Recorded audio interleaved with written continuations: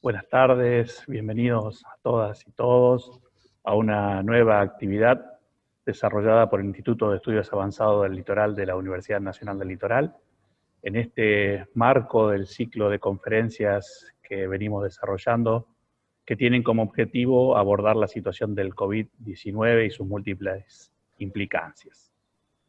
Estamos muy orgullosos de los primeros pasos de este nuevo Instituto de Investigaciones de la UNL, que es el primero en su tipo en Argentina y que viene a ser clave en el proceso de internacionalización de la Universidad Nacional del Litoral y de otras instituciones de la ciudad y de la región. Hoy también para nosotros es una ocasión muy especial. Estamos muy contentos de poder coorganizar esta conferencia con la Embajada de Francia en Argentina, el Instituto Francés en Argentina, a quien agradezco en la persona de Benoît Labat, y el Centro Franco-Argentino de Buenos Aires, de la Universidad de Buenos Aires, a quien agradezco en la persona de su director, Christophe Giudicelli. Hoy tenemos a Baptiste, que seguramente ahora cuando lo presente Gonzalo vamos a poder tener una perspectiva todo importante de su trayectoria, pero agradecerle fuertemente porque el esfuerzo de estar en un horario para él, ya en hora de dormir, estar aquí con nosotros y poder disfrutar de su participación es muy importante para nosotros. La universidad tiene una firme voluntad de internacionalización y en particular de reforzar los lazos con países como Francia, con quienes une una prolongada y fructífera tradición de cooperación universitaria y cultural. Así que esta es una conferencia que es un paso más en esa dirección y agradecerles a todos por su presencia. Bueno, bienvenidas a todas y a todos a la cuarta conferencia de este ciclo organizado por el Instituto de Estudios Avanzados del Litoral sobre el COVID, ¿no? Cuando comenzamos el ciclo lo hicimos pensando en el post-COVID. Después el devenir de los hechos y de la pandemia nos fue llevando a transformar un poco la idea, ¿no? Porque pensábamos que el COVID iba a durar un tiempo y que después iba a haber una especie de post-COVID. Y como fuimos aprendiendo en otras conferencias anteriores, esto es difícil que sea así. Entonces hemos reinterpretado el ciclo más como oportunidades que nos brinda la pandemia, ¿no? Y la crisis en la que nos ha colocado el COVID-19. Una oportunidad para repensar y construir una agenda de mediano y largo plazo. Es uno de los objetivos centrales del Instituto de Estudios Avanzados, generar reflexiones sobre temas importantes de mediano y largo plazo.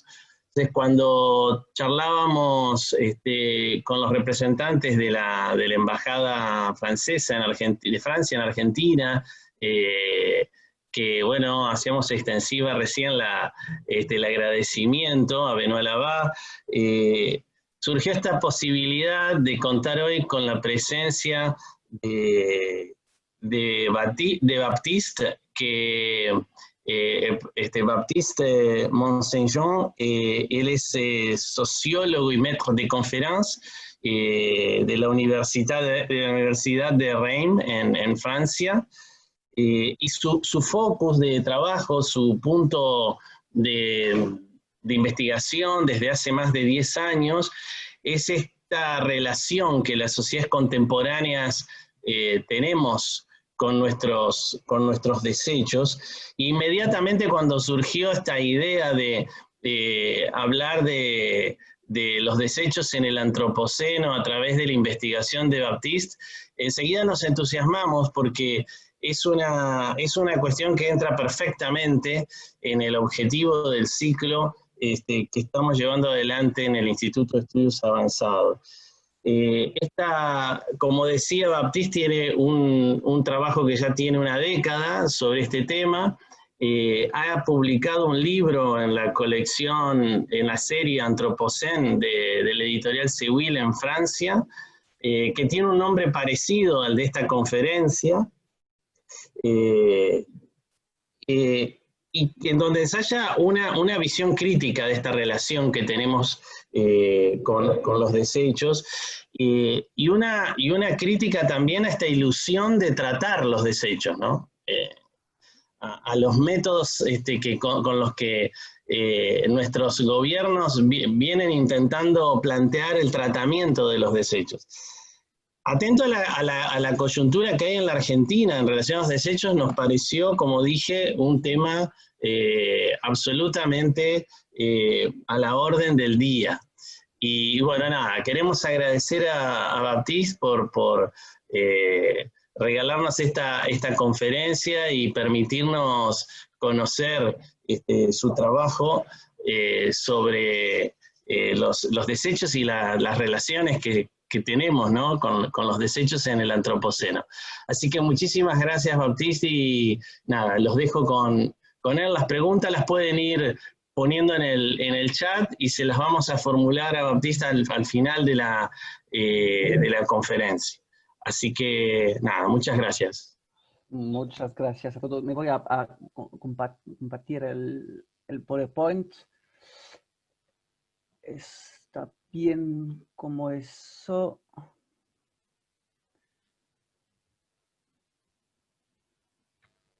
Ok. Agradezco la invitación y muchas gracias a Gonzalo y a todos por la organización. Gracias a Cecil Dazor para la traducción de esta conferencia. Y finalmente pido disculpas para mi castellano muy básico.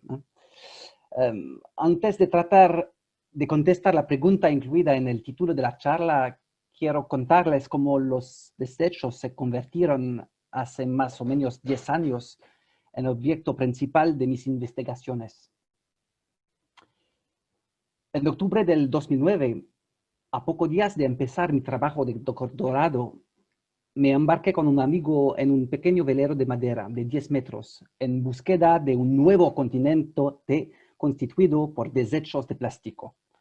Había sido identificado en el Pacífico, pero nadie en esa época había recorrido el Océano Atlántico para encontrar gigantes aglomeraciones de desechos que supuestamente había islas de basura. Nuestra expedición duró 9 meses. Recorrimos más de 11.000 millas marinas, pero a pesar de nuestros intensos esfuerzos, lamentablemente no descubrimos ningún nuevo continente. Sin embargo, mientras navegamos con la esperanza de convertirnos en heroicos descubridores de un nuevo mundo conformado por residuos de supermercado, no pasó un solo día sin que nos cruzáramos con unos restos esparcidos flotando. Con una red de plancton, recolectamos residuos por lo general minúsculos en proceso de fragmentación. Desgraciadamente, los continentes de plástico no existen.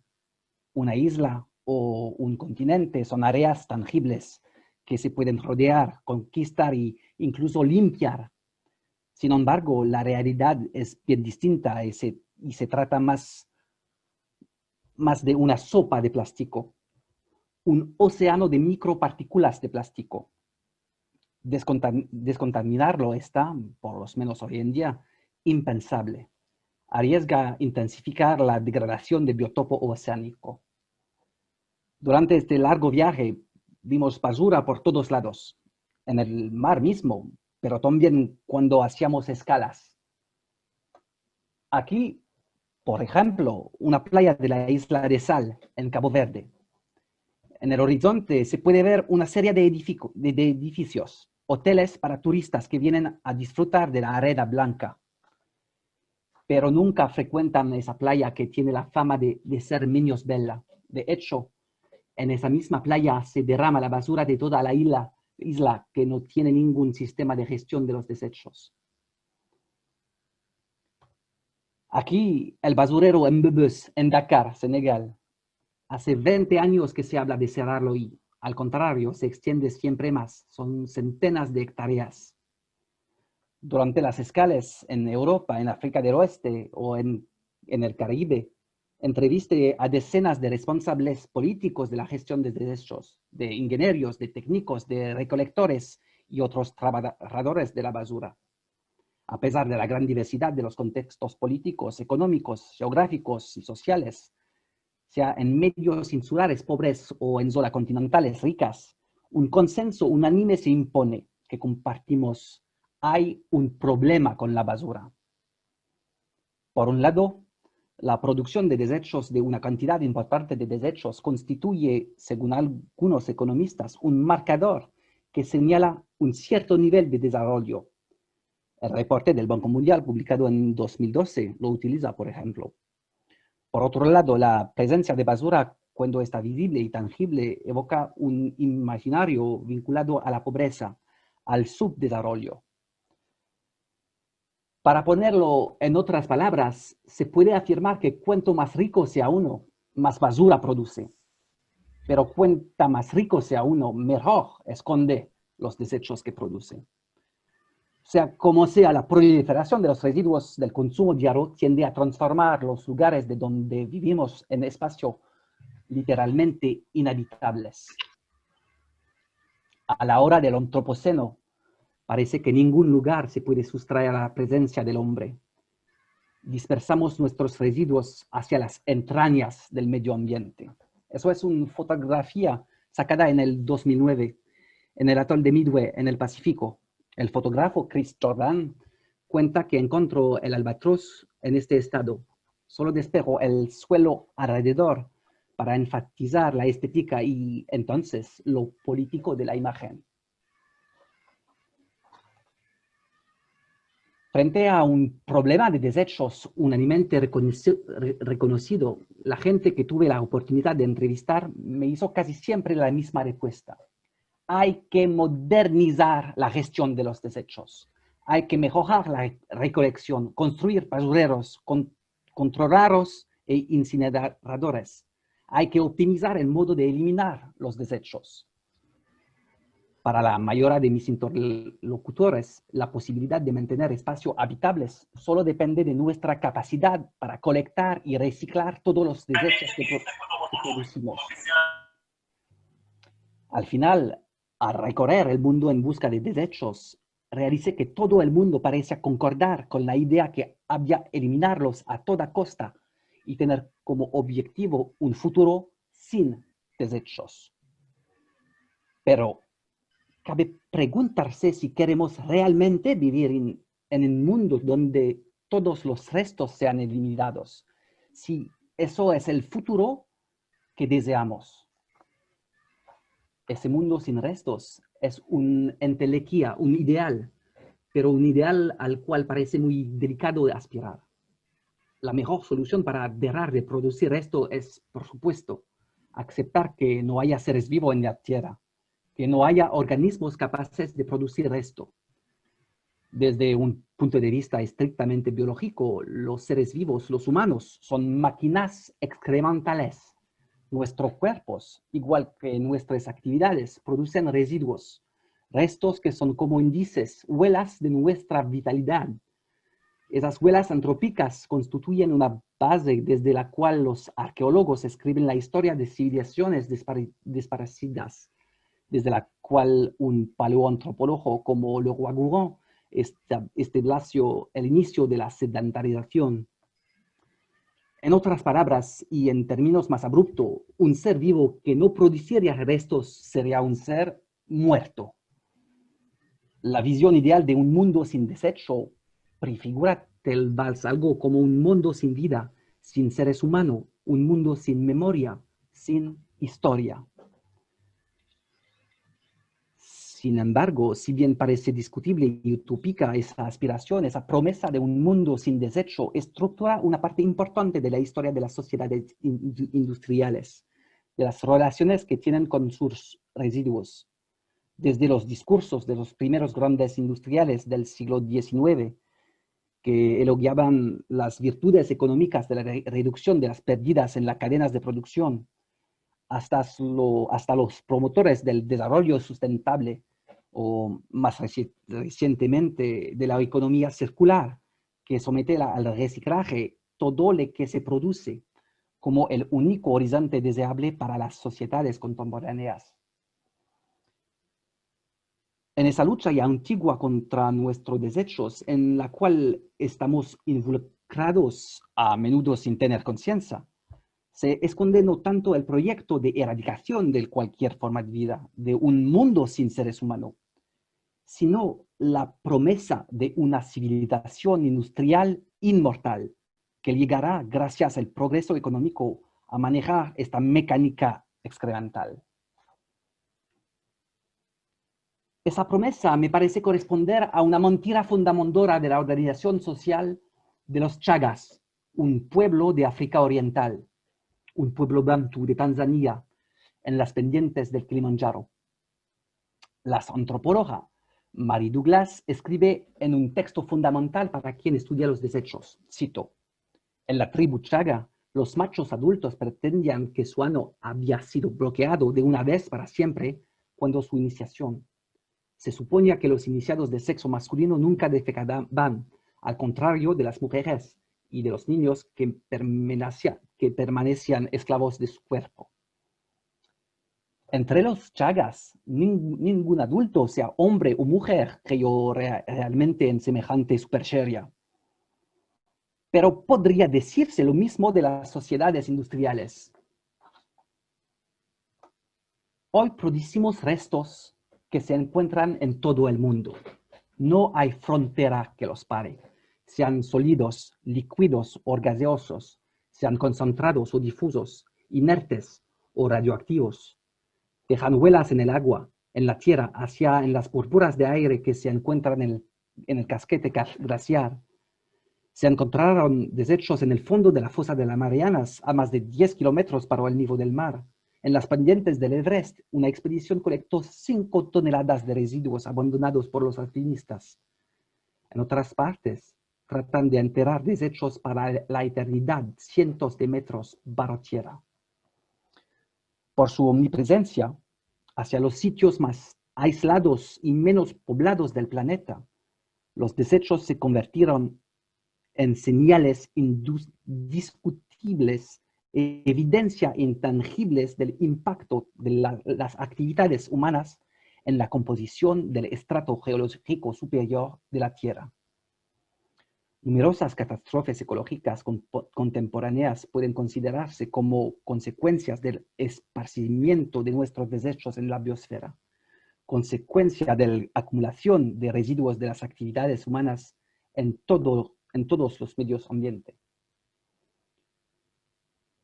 Las emisiones de gases de efecto invernadero responsables del cambio climático, la contaminación de las aguas que provocan una acidificación de los océanos, los residuos de polímeros de síntesis que transformaron esos mismos océanos en una gigantesca sopa de plástico y un largo, etc.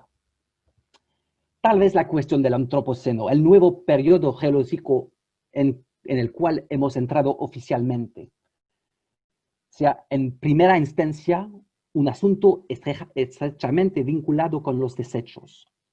La presencia comprobada de residuos en los 4 rincones del mundo constituye precisamente para los geólogos especialistas de estratigrafía la evidencia del fin del Holoceno. En otros términos, el antropoceno sería un basureroceno, y este basureroceno nos recuerda que hoy en día, desde un punto de vista global, en todo el planeta no existen más espacios vírgenes o salvajes. Como le expresa muy bien el filósofo Michel Serres, contaminar es un modo de apropiarse, tal como un tigre, un león o un gato. Parece que Homo sapiens se desarrolló a lo largo del Holoceno y terminó de conquistar el planeta meando en los 4 rincones del mundo. Cabe preguntarse entonces si nosotros, sapiens, habríamos ya sido convertidos en Homo detritus, hombres que producen montones de residuos. Cabe preguntarse también si eso significa que nuestra tarea sería de arreglar el mundo dejado por nuestros antepasados. No creo. En vez de considerarlo como un sucesor preocupante de Homo sapiens que tendría la misión de recolectar todos los desechos esparcidos por sus ancestros lejanos, propongo ver a Homo detritus más como un primo lejano de Homo economicus. Esa representación ideal del ser humano imaginada por algunos economistas neoclásicos del fin del siglo XIX. Si Homo economicus fue a menudo comparado con un consumidor ideal movido por elecciones racionales, Homo detritus podría compararse con un ecociudadano, un tirabasura ideal, estimulado a tirar bien la basura para consumir siempre mejor. La historia de este Homo detritus empieza con la invención del desecho. Se puede afirmar que paradójicamente los desechos fueron inventados justo en el momento en el cual se buscaba a toda costa el modo de hacerlo desaparecer. Llevará demasiado tiempo en el contexto de esta charla recordar toda la historia técnica de la gestión de los desechos. Sin embargo, es importante recordar que en Europa, antes del fin del siglo XIX, no existían cosas destinadas a estar abandonadas. Es importante también recordar que el término de desecho o residuo no hacía referencia a la categoría jurídica actual de cualquier objeto descuidado o abandonado. En el espacio periurbano premoderno, las excretas producidas por las ciudades, recuperadas por numerosos colectores de desechos, constituyen la materia prima de la producción periurbana, sea en la agricultura con la transformación de fango en fertilizante, sea en la industria del papel, que fundó su desarrollo en el trabajo de recuperación llevado por los traperos. La palabra trapero viene de trapos. De hecho, antes del descubrimiento del proceso de extracción de celulosa vegetal, los trapos eran indispensables para la fabricación del papel. Por lo general sería un error, insisto, pensar que producir desecho y tirar en el sentido de abandonar objetos o su esencia constituyen unos invariantes antropológicos. El momento moderno del residuo es determinante para entender cómo la cuestión fue pensada como una problemática autónoma. Existe una ruptura fundamental entre los montones de residuos fosilizados estudiados por el paleoantropólogo André Leroi-Gourhan, que le permiten datar el origen de la sedentarización, y los desechos que constituyen el antropoceno, que fueron inventados con la modernidad tecnológica. A lo largo de la industrialización, a pesar de la aparición de nuevos materiales y de la cantidad cada vez mayor de desechos por motivos demográficos, la producción de residuos se convirtió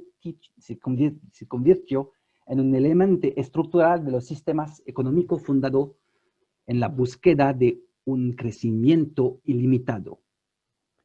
Fue necesario, por eso, aprender a tirar basura.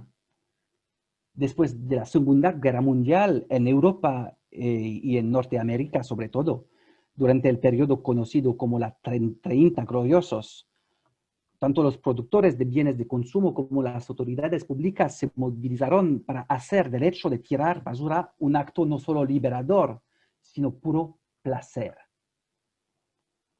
En esta imagen, que proviene de un número de la revista Life, publicado en ese contexto de posguerra, el uso de bahía descartable, por ejemplo, está asimilado a una forma de liberación de las mujeres. Limpiar esos platos habría llevado mucho tiempo para un ama de casa que puede entonces liberarse para criar a sus hijos, por ejemplo.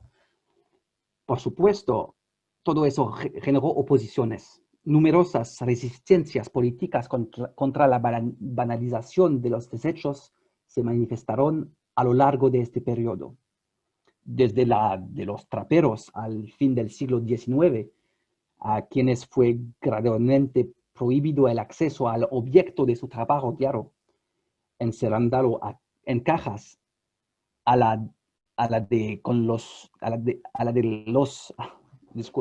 los consumidores de la posguerra, quienes se negaron por mucho tiempo a abandonar cosas que todavía se podían arreglar. Pero será erróneo considerar que las sociedades industriales no tomen conciencia del impacto de la producción monumental de residuos antes de los 70. El giro ambiental en la gestión de los desechos no constituye para nada una ruptura con el paradigma productivista del desechos moderno. Al contrario, y es la tesis que quiero defender ahora, sobre pretexto de argumentos ambientales, el pintar de verde los desechos generó la oportunidad de prolongar el movimiento modernista que asociaba el desecho con una amenaza que había que manejar, que dominar y que eliminar. Esta forma de greenwashing avant l'heure de todo un sector de la actividad industrial y política de las sociedades occidentales permitió relegar a un segundo plano la cuestión de las potenciales causas políticas, económicas o técnicas de la saturación del mundo por nuestros desechos. Y en ese proceso, nosotros, ciudadanos, consumidores, tirabasuras, fuimos ampliamente convocados. Sin embargo, era perfectamente posible en esa época imaginar un cambio de rumbo. En 1972, en el contexto de las primeras crisis petroleras, los miembros del Club de Roma alertaron sobre los peligros vinculados al crecimiento de las economías capitalistas e incriminaron directamente la explotación ilimitada de materias primas no renovables. Un crecimiento económico ilimitado es imposible en un mundo de recursos materiales limitados. Este credo figura tal cual en el reporte que Donald Telamidos entregó al Club de Roma, que sancionó formalmente la expresión desarrollo sustentable.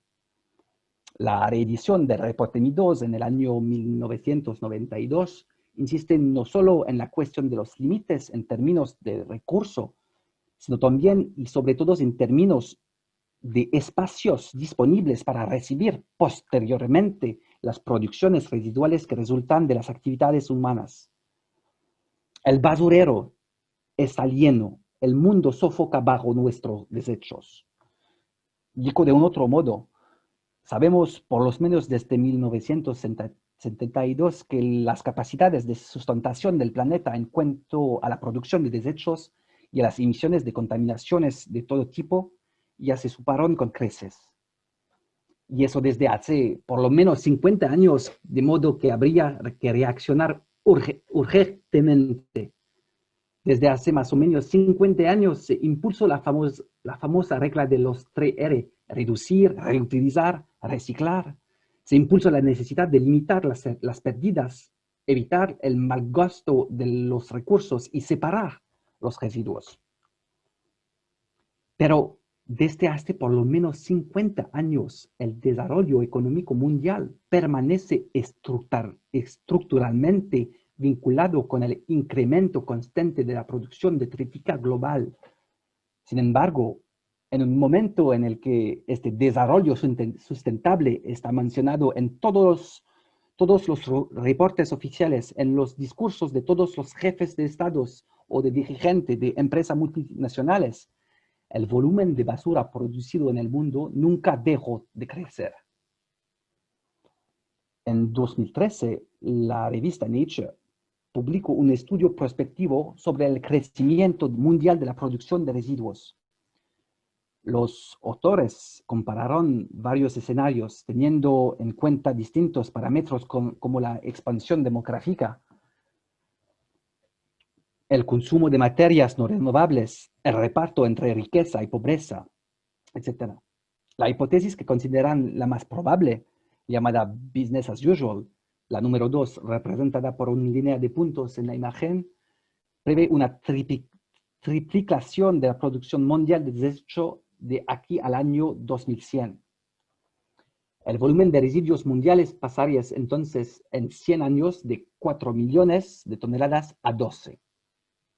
Sin embargo, en los países del norte o del sur, en los centros urbanos como en el campo, cada hogar dedica siempre más tiempo, más espacio y sobre todo mejor atención al manejo de los residuos en nombre de la protección del medio ambiente. La racionalización del uso doméstico de los desechos se vuelve emblemática de una forma de ecología cotidiana. Al separar los residuos, al manejar bien la basura y tirarla en el tacho adecuado, al evitar a toda costa que nuestros desechos se dispersen en el medio ambiente, llegamos a pensar que contribuimos realmente a proteger el planeta, de modo a garantizar la posibilidad de seguir viviendo en la de forma duradera. Pero, ¿qué aspiramos realmente a preservar cuando nos esforzamos de manejar bien la basura? Entre la acción muy local, como tirar la basura, y un desafío planetario, el abanico es muy amplio y permanece en grande parte en la sombra. Cabe preguntarse si al final hacer hincapié en pequeñas acciones no contribuye a evacuar interrogaciones y opciones de mayor importancia. A fines de los años 80 en Europa, los primeros programas de racionalización del tratamiento de los desechos empezaron a estimular a los usuarios para que participan en una buena gestión de los residuos. Se trataba ya de modificar las costumbres y adoptar actitudes adecuadas. Hoy en día, la expresión ecociudadanía es recurrente en los discursos públicos sobre la protección del medio ambiente, sean de asociaciones, empresas, instituciones provinciales o nacionales. Estimulas un número muy amplio de acciones cotidianas, desde la recomendación de moverse con los medios de transportes públicos, a la de cortar el agua al capirarse los dientes o de usar lámparas de bajo consumo. Parecidas a guías de buenas prácticas o carta de buena conducta, invitan a los ecociudadanos a adquirir nuevas costumbres con el objetivo de contribuir a la lucha contra el cambio climático, a la reducción de los efectos de invernadero y más generalmente a una disminución del malgasto. En realidad, en vez de proyectar una reforma estructural de la sociedad, esta nueva ecociudadanía reformula el modo de seguir consumiendo a pesar de la catástrofe ecológica en curso. En otras palabras, la ecociudadanía promocionada por manejar bien la basura constituye nada más que una promesa que desplaza los desafíos políticos y económicos hacia cuestiones morales. De modo que si cada uno de nosotros actúa de forma responsable, se puede seguir consumiendo y tirar basura con buena conciencia.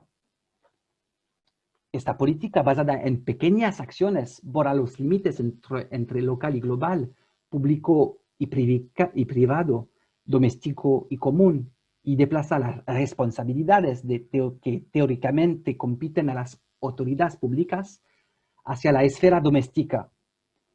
Este compromiso se resume al final a una modificación marginal de prácticas individuales y participa de un movimiento general de despolitización de nuestra aproximación a los desechos, de neutralización de su potencial subversivo.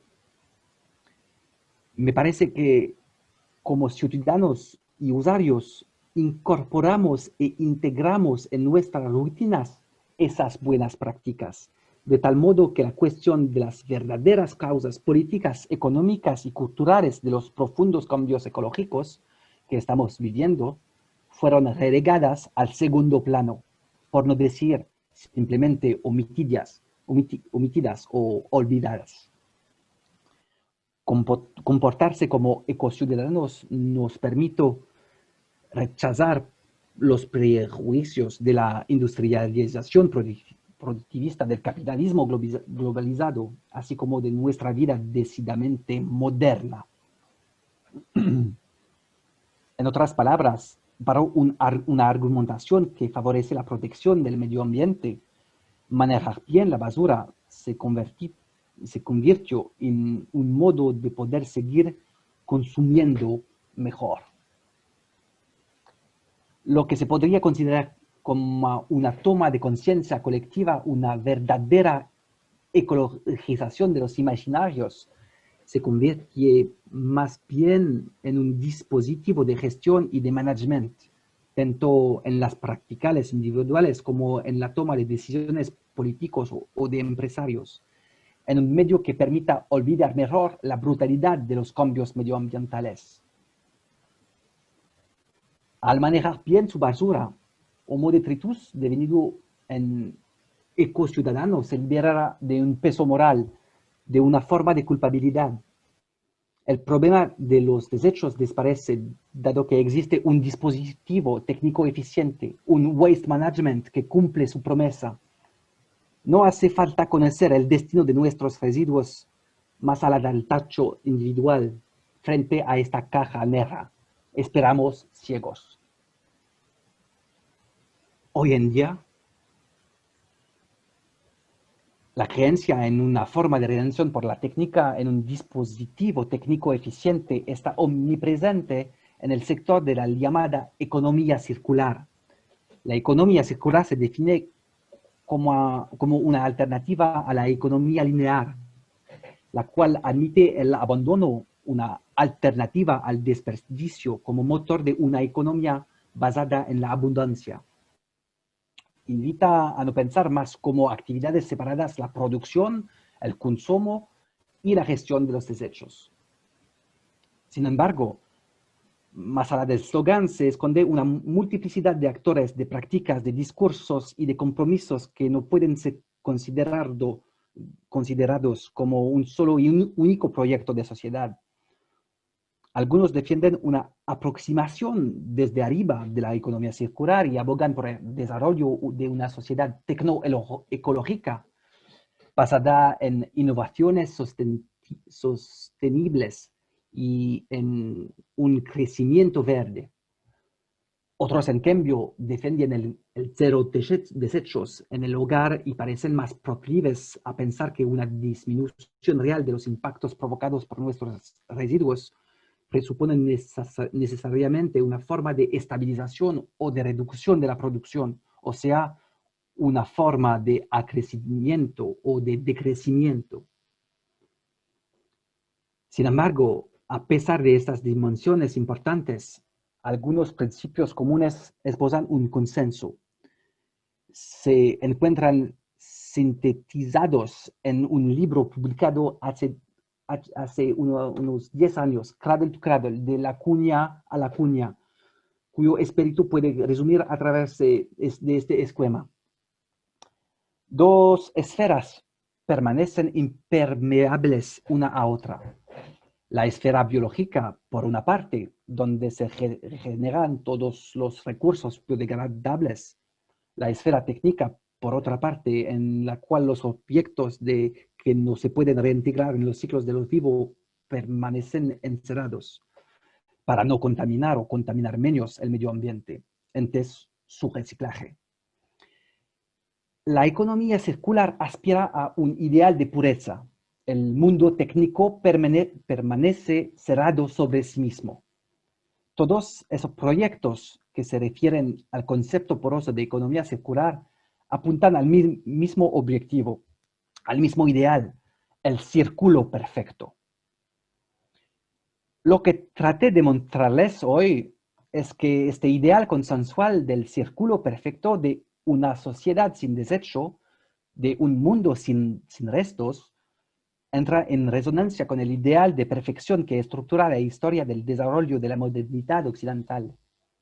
Esta sociedad del desecho que, en su intento de eliminar los desechos que produce, creyó que se pudo realmente estar como dueños y poseedores de la naturaleza.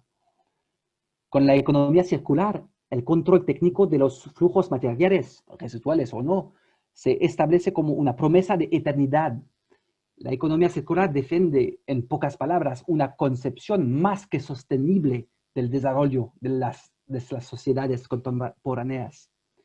La esperanza en una sociedad inmortal que no produciera más restos se puede inscribir en una doble perspectiva. Primero, a través del higienismo que en la época moderna contribuyó ampliamente a la condena del desecho. Y segundo, en esta misma línea, a través de la metabolización de la ecología por el management. Paradójicamente, fue con la emergencia de movimientos ideológicos que los condenaron y rechazaron que los desechos ya inmejables han seguido creciendo y proliferando en todo el planeta, dando a luz al antropoceno. Todo pasa como si los más modernos entre nosotros, tal como aquel Sísifo de la escoba, esperan todavía llegar algún día a borrar las huellas de nuestra culpable presencia en esta tierra. Muchas gracias por su atención.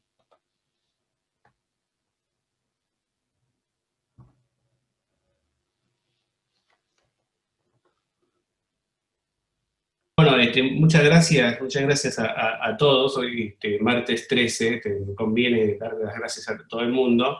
Voy a empezar por agradecer al Instituto de Estudios Avanzados de Santa Fe. La verdad que para mí es un placer ver que se puede entablar ese tipo de relaciones y de colaboraciones y ojalá se prolongue en el tiempo, ¿no? Porque me parece que tenemos intereses comunes. Hay que reforzar los vínculos. Incluso con el CFA y la red de los CFA, lo digo porque veo por ahí de varias compañeras de otros CFA, en particular de Córdoba. Así que, y aprovecho para saludarla porque en estos tiempos tampoco hay mucho tiempo, mucha ocasión de verse ni de cruzarse, así que bueno, saludos a todos y ojalá se refuerce. Gracias a Batiste, es un agradecimiento particular por el esfuerzo de estar acá y por el esfuerzo de hablar, iba a decir en cristiano, en castellano, ¿no? Porque no es fácil. Gracias también por la disponibilidad a estas horas, que no son altas horas de la noche, pero, conociendo la situación en la que se encuentra Francia, en la que se encuentra, más que Francia, mucho peor que Francia, la universidad francesa en este momento, siempre es complicado en Francia y en otros lugares, en la semana de clase, pero ahora, al pie de la segunda ola, con los protocolos que cambian cada 2x3 por la pandemia y la reactualización, la reorganización que esto presupone, no me quiero imaginar la vida que está llevando a Batiste. Así que muchísimas gracias por eso. Bueno, y ahora sobre el fondo, yo no quiero intervenir en la discusión, solo dar dos palabras para insistir en el interés de ese tipo de planteo y formular un deseo de que nos pongamos a reflexionar, porque la crisis que se anuncia para cuando se retiren las aguas, nos va a dejar una cantidad de residuos y una cantidad de elementos para reflexionar que bueno, y ojalá no convirtamos todos en homo detritus o detriti, porque sería una pésima noticia. Pero bueno, yo creo que tenemos un montón de elementos para pensar, para reflexionar, y espero que lo podamos leer en castellano dentro de poco. Bueno, y con esto les dejo la palabra a todos. Muchas gracias a Gonzalo, muchas gracias al Instituto de Estudios Avanzados, y hasta pronto. Muchas gracias, Christoph. Y bueno, comentarles también que además de otros centros francófonos, nos están acompañando colegas de otras universidades del país y de Latinoamérica, de la Asociación de Universidades del Grupo Montevideo, y creemos que es una muy buena oportunidad para mostrar desde el instituto lo que se puede hacer desde el interior con esas relaciones que planteaba Christoph y que queremos cada día mejorarlas aún más. Le paso la palabra para que nos dé un saludo y unas palabras Benoît Labat, que es el responsable de asuntos universitarios de la Embajada de Francia. Adelante, Benoît. Gracias, Pedro. ¿Me escuchas? Sí. Bueno, perfecto. No, muchas gracias, Pedro, y realmente es un placer haber podido armar esta muy interesante charla con Baptiste Mont-Saint-Jean hoy con ustedes en la universidad. Así que aprovecho esas breves palabras para una vez más agradecer a la universidad, a vos, Pedro, también al señor rector, Enrique Mamarella, que está compartiendo este momento con nosotros, que recibió de manera muy fructífera en anterior el señor consejero Yann Lorveau en las oficinas de la universidad, y pienso que en algún sentido esta charla también es una manera de seguir trabajando con la Universidad del Litoral y vincularnos con este tema muy importante del antropoceno, También agradecer a Gonzalo Soso del Instituto de Estudios Avanzados, con quien tenemos muy buenas relaciones y que nos permitió también ofrecer este espacio en el ciclo del COVID, del post-COVID que están armando en la universidad. Realmente desde la embajada, el tema del antropoceno es un tema que queremos abordar desde el año anterior. Creo que tenemos que llevar a cabo un diálogo en este tema muy importante. Y en ese marco, la Escuela Urbana de Lyon nos está acompañando. Baptiste ya pudo dar unas conferencias en ese marco muy importante para Francia. Y sobre todo, creo que es un tema que vamos a seguir desarrollando en los próximos meses, porque es de sumo interés y tenemos mucho que compartir entre Francia y Argentina en ese marco. Así que realmente lo quería destacar y también indicarles, pero bueno, ya saben que estamos a 2 meses de los 5 años del Acuerdo de París, de la COP21, que también para Francia era un evento muy importante y sobre todo un camino muy importante, un camino que tenemos que entender, que sostener sobre todo.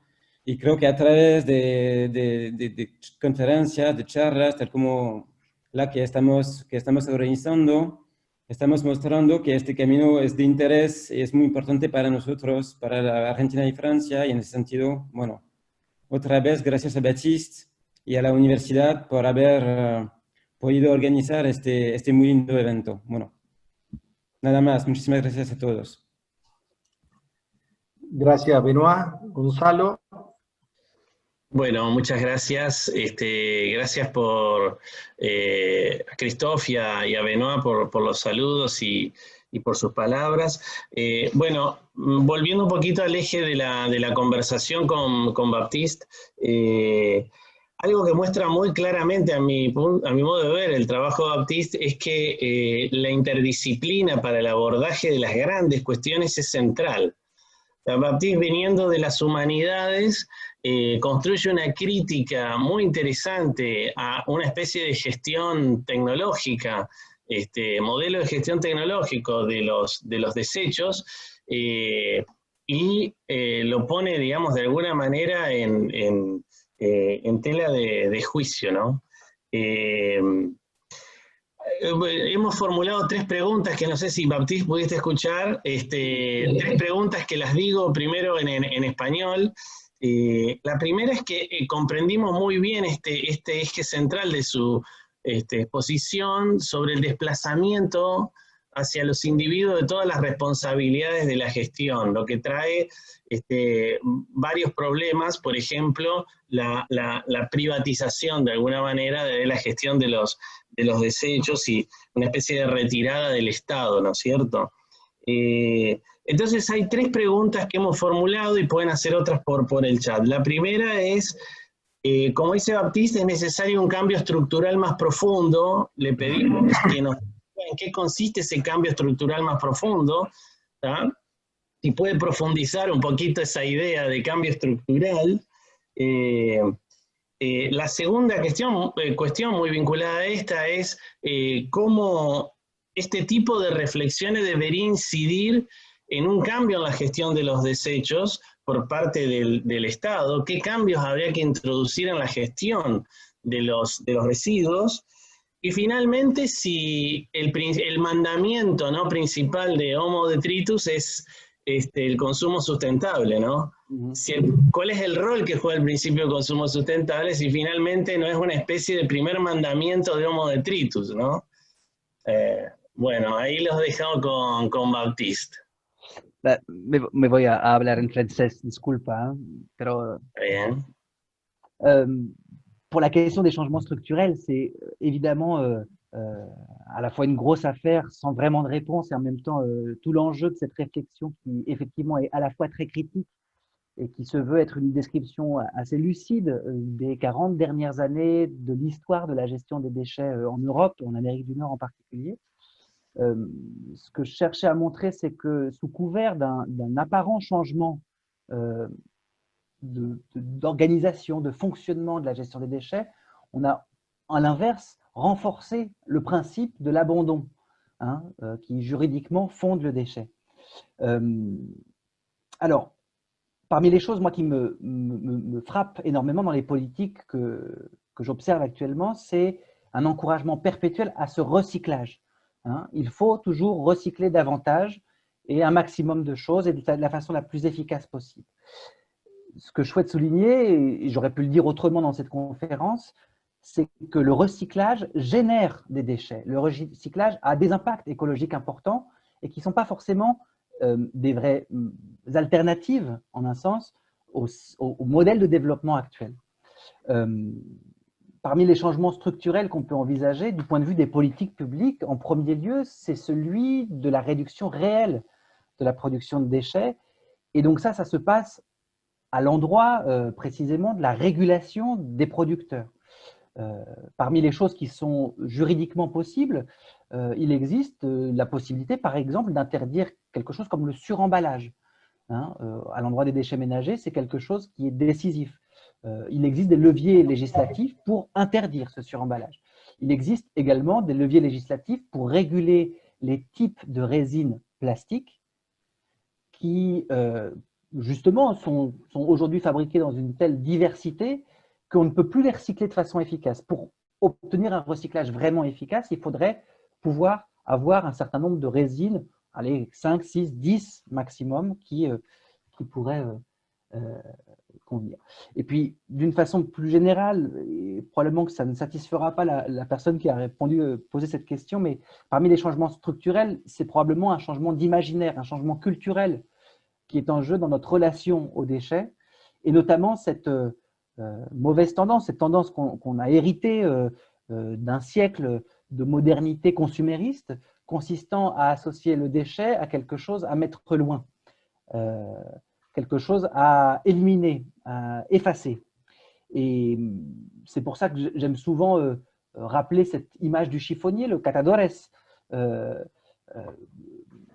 pour le cartoneros en espagnol, qui en fait récupère ces déchets-là et n'en fait pas un objet de dégoût, n'en fait pas un objet d'inquiétude, mais précisément un objet avec lequel rebâtir, reconstruire quelque chose d'autre. Donc voilà, cette réponse, elle est forcément un peu floue, mais elle s'organise là-dessus.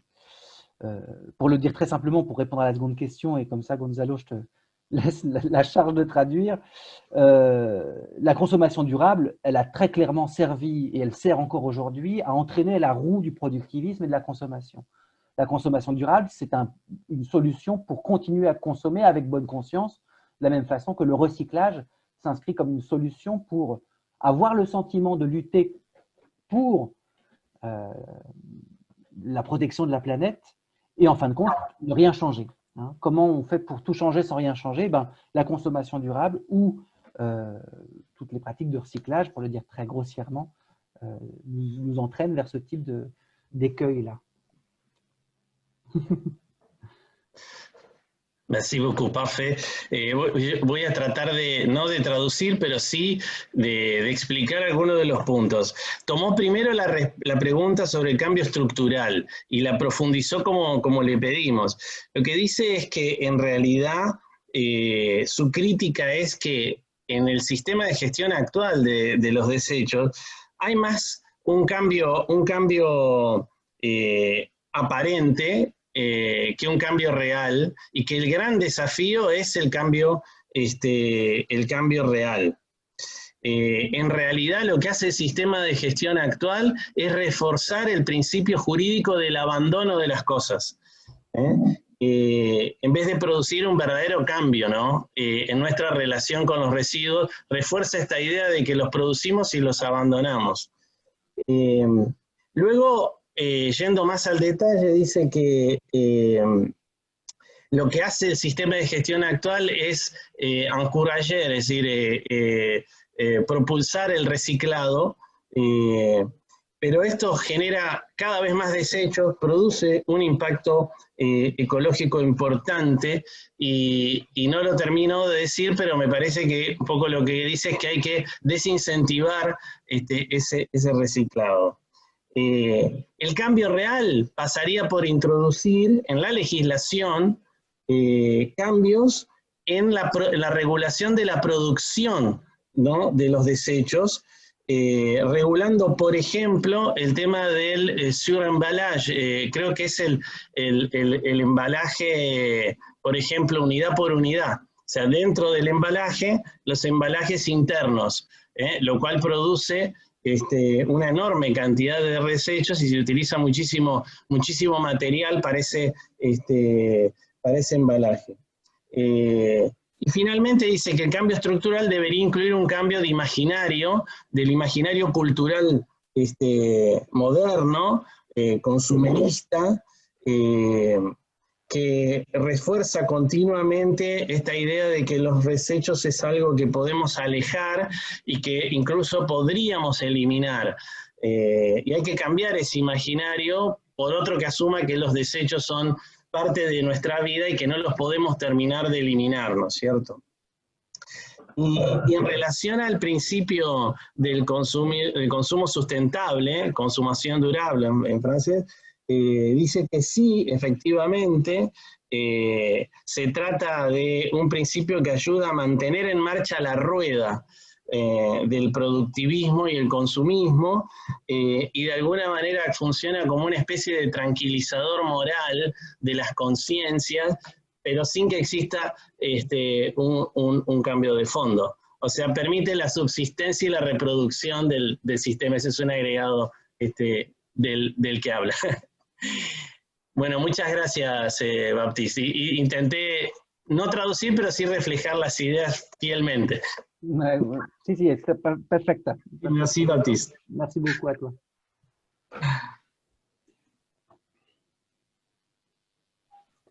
Gonzalo, tenemos un par de preguntas, me parece, más en el chat. Quisiera saber si Baptiste ve el decrecimiento. Qu'est-ce que tu en penses sur la décroissance comme une alternative? Si c'est une alternative réelle ou pas? Alors, peut-être préciser que la décroissance, c'est une catastrophe. Hein. Si on l'envisage comme la décroissance des indicateurs économiques actuels tels qu'ils sont pensés. La décroissance, du point de vue politique, elle sert d'abord et avant tout à critiquer les indicateurs qui mesurent aujourd'hui la croissance. Donc la décroissance, j'ai envie de dire pourquoi pas, mais il faut vraiment savoir de quoi on parle. Décroître tout ce qui est de l'ordre des pollutions, des impacts écologiques néfastes, des formes d'abus et de ce qui génère des inégalités en général, évidemment, trouvons des solutions pour faire décroître ça, mais faisons croître d'autres choses, peut-être des formes de production, alors je vais oser le terme, permaculturelles, qui permettent de renforcer les écosystèmes naturels, des formes de production vertueuses, des secteurs d'activité, et je pense à l'université en particulier, qui souffre, pas uniquement en France, mais dans le monde entier, de cette marchandisation à tout crin. Et je crois précisément que derrière cet enjeu de la décroissance se situe d'abord et avant tout une réflexion sur ce à quoi nous tenons réellement et ce que nous souhaitons réellement faire croître collectivement. Est-ce que c'est la richesse de quelques-uns ou est-ce que c'est finalement le bien-être de tous? Ok, muchas gracias, Baptiste. Lo que dice es que hay que ver bien claramente qué es lo que queremos decir cuando hablamos de decrecimiento. Si se trata de un decrecimiento solamente económico o de una crítica a los indicadores que se utilizan para medir el crecimiento. Bueno, eso sería una cosa, y en un momento dijo que si se tratase de una cuestión de decrecimiento económico, eso podría ser una catástrofe. Si en cambio hablamos de otro tipo de cambios, de introducir cambios como por ejemplo un sistema de producción agrícola más vinculado a la permacultura, o decisiones que lleven a la desmercantilización de ciertos bienes, eso sería otra cosa, pero en todo caso la cuestión central es en qué estamos pensando cuando estamos proponiendo el decrecimiento, ¿no? Intenté reflejar la idea.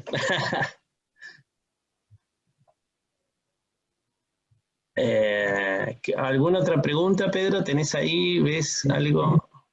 Me parece que hay una última de Miriam Carballo. Si, A ver, ¿dónde? No la veo. Espera un poquito. ¿De qué manera el Green Deal de Europa está pensado, está pensando la gestión de la basura? Sobre el final. Ok. La question c'est si, de quelle manière le Green Deal en Europe est en train de penser la gestion des déchets. Alors, au risque d'être un peu pessimiste, j'ai peur que le Green Deal serve d'abord et avant tout à une relance économique.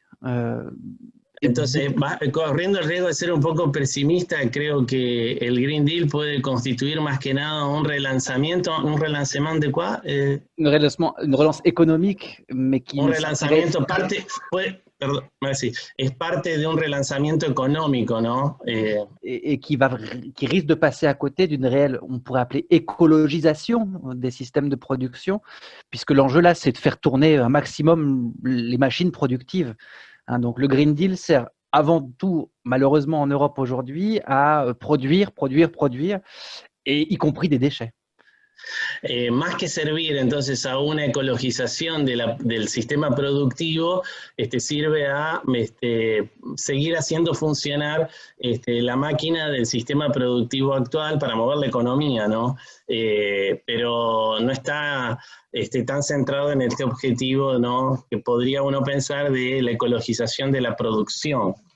Bueno, creo que funcionó, hicimos lo que se puede hacer con los medios que tenemos. Bueno, otra vez queremos agradecer a todos, especialmente a Baptiste, pero también a Christophe, a Benoit, habernos permitido acceder a este tipo de reflexión que encarna Baptiste y que creo que localmente y para la Argentina y para la provincia y la ciudad tienen una importancia fenomenal. Así que muchísimas gracias. Gracias a todos. Gracias a todos.